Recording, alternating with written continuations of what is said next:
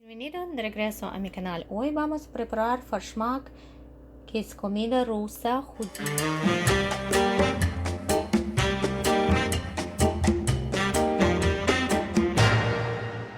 Pero esa es receta de Odessa, una ciudad en Ucrania.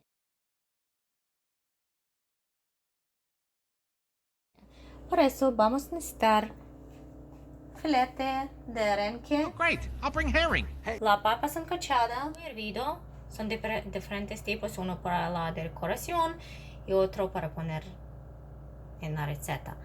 También la mantequilla, la cebolla china, tomate, limón, manzana verde y también eneldo. Ok, vamos a empezar. Los cubos tienen que ser bien chiquititos para que se mezcla bien con los otros ingredientes.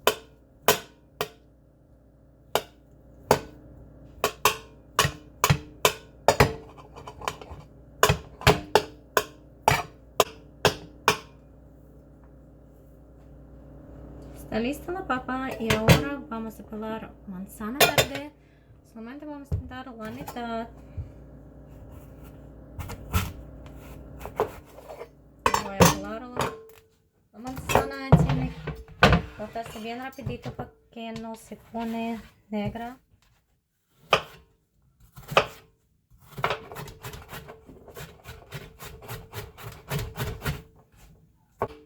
Algunas personas lo ponen farshmak en blender, pero de verdad a mí me gusta de esta manera porque así se siente cada ingrediente aparte y también el sabor entero.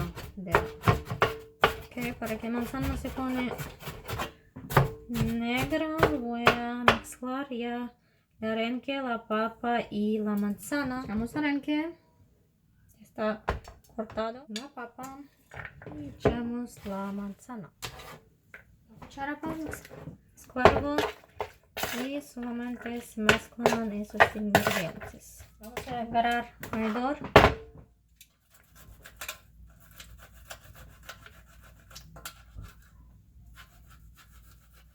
También echamos la cebolla china. Mezclamos.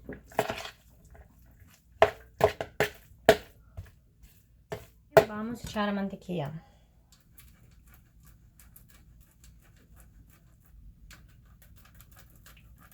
Mezclar muy bien.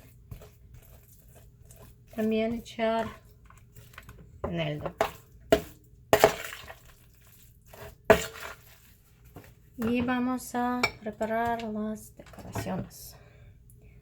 Para decorar vamos a dar 2 cucharadas